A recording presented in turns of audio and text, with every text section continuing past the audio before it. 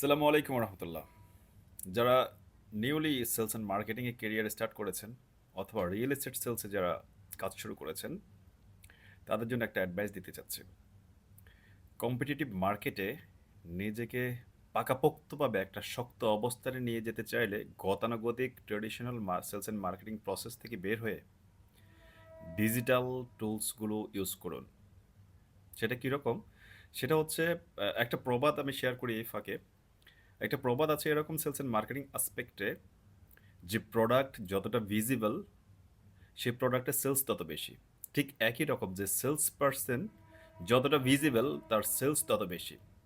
আমি যে টুলসের কথা বলছিলাম, এই মুহূর্তে ফেসবুক, লিঙ্কডইন, ইউটিউব বা সোশ্যাল মিডিয়া মার্কেটিংয়ের মাধ্যমে নিজেকে একটু রিপ্রেজেন্ট বা নিজেকে একটু তুলে ধরার চেষ্টা করুন। আপনার কাস্টমার সেগমেন্টের সাথে আপনি নিজেকে এখন ডিজিটাল মার্কেটিংয়ের মাধ্যমে কানেক্ট করে ফেলতে পারেন। তাহলে খুব সহজে গতানুগতিক সেলসম্যান থেকে নিজেকে একটু আলাদাভাবে সামনের দিকে এগিয়ে নিয়ে যেতে পারবেন। সবাই ভালো থাকবেন। Thank you very much.